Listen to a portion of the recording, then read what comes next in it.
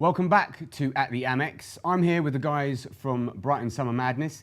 But before we introduce them, we're going to have a little bit of a look at this year's event.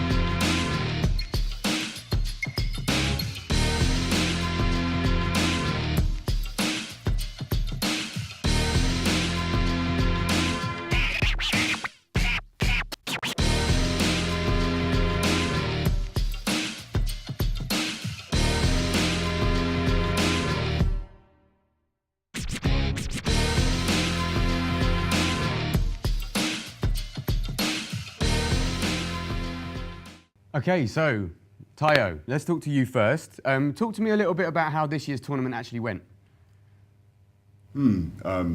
Firstly, thanks for having me on your show. That's cool. Secondly, with no offence meant, it's so much more than a tournament as such. It's the Summer Madness, the Brighton Summer Madness. It was phenomenal, short story. The biggest one we've had by far, the most heaviest one, or very, very heavily supported by far. Again, something which is very inspiring and obviously shows people buying into the concept of what the Summer Madness actually is. And the weather held up because Wicked. it's on the beach. Exactly, what better place, really? Indeed. Tell me a little bit about your background and how you came to be involved with it in the first place. Sure. Being a basketballer slash street baller, I think they are quite different but the same sport. So I've always loved basketball, used to play football up until about the age of, I think, 18 or so. And then fell out of love with that, discovered someone bouncing a ball, and here I am, sort of 20-something odd years later. I've been fortunate enough to tour lots of the world, many different places through basketball, and playing street ball, which is basketball outdoors.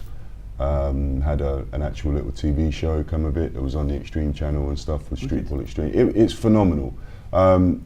Over the years, with me going into the professional circuit or semi-professional circuit, I found there's no real support system, not just limited to basketball.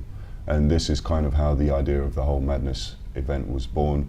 It's just, well, instead of all of us trying to achieve and struggling to achieve individually, why don't we join forces? It doesn't matter if you're a dancer and I'm a basketball player, or you're a free runner. Let's all come together, let's put on our own event, and just really try and encourage people to come on, and at the same time it offers quite a high platform for up and coming talent. Wicked. And almost a form of scouting as well, excuse me. Wicked. So as of this year, we had our first scout come down and he picked up a couple of players, and we have dancers come down, and so slowly it's doing what it's supposed to. So you mentioned it's becoming like a communal thing, if you like. Definitely. And we've got two other guys who are involved here. We've got Miguel and Shah. Hi, guys. How do you, alright? I'll speak to you first, because we already know each other a little bit, don't we, Miguel? Yeah, a little bit, yeah. We're going to be seeing more of Miguel in the basketball project and the basketball documentary that I've been covering. Talk to me about how you're involved with it. Well, I'm involved from the beginning too with Tayo, and I coordinate a little bit the event, more the basketball part of it, and I make sure that I coordinate that and link it with national governing bodies of sport, with obviously England Basketball, any other governing bodies like Sport England, and link it with community games, etc. So.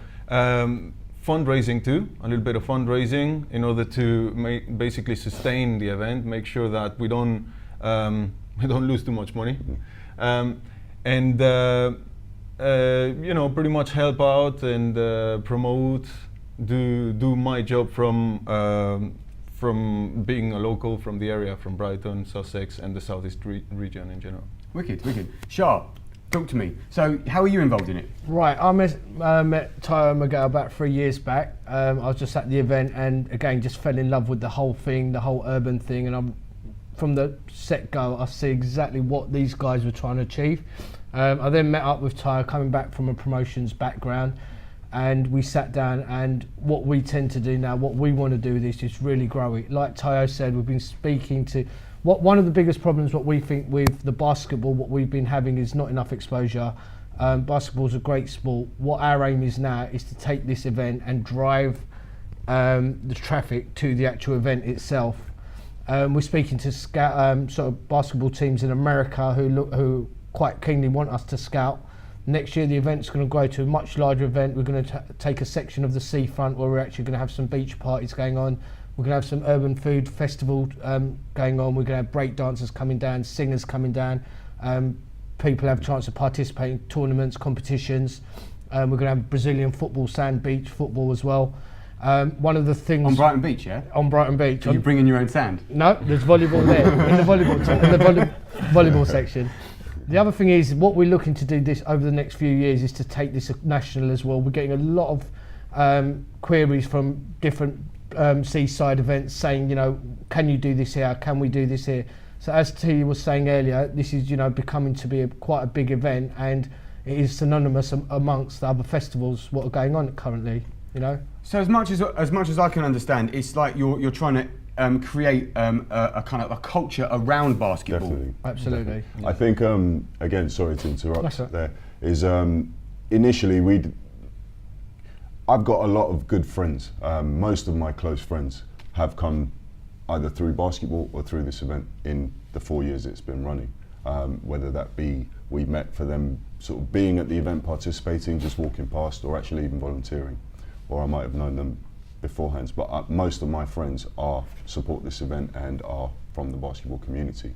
So when I approached Miguel initially, back 4 years ago now, isn't it? It initially was kind of more a basketball only type, not basketball only, but a nice day based around a basketball tournament.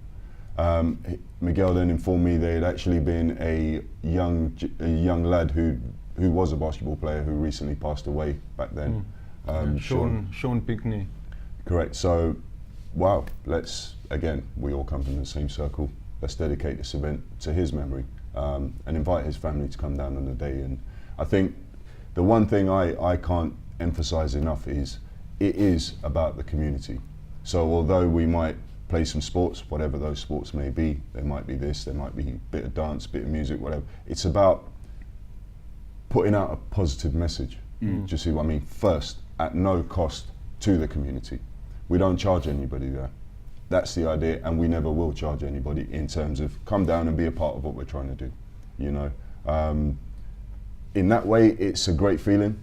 Everyone, especially this year, I've really, a couple of things to be tweaked and stuff to be expected, but there was not one negative comment. Does it make you feel proud when Yes. you know that something like that has grown? Yes. And Yes. from what I can understand, speaking to you guys, it sounds like it's still kind of in its fledgling stages. Oh. It's still only just beginning. I haven't seen What- anything yet. And now, just to say, one of the most important things, like you said there, is about, I suppose, it's the same thing that we've been talking about, like I've been looking at in my basketball project.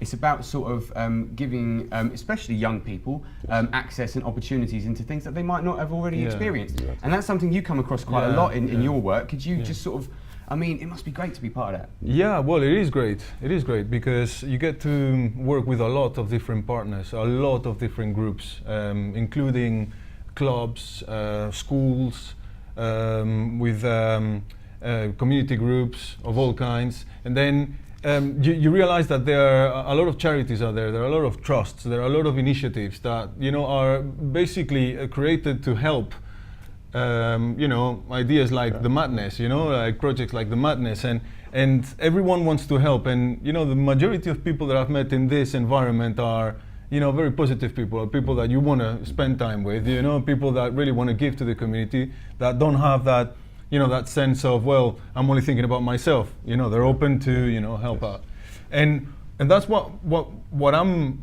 trying to do. I'm trying to link the event, the Madness, to the community groups that are out there. I'm trying to let them know that, you know, we're here, and maybe, you know, trying to make this as big as possible from within, you know, the Southeast region.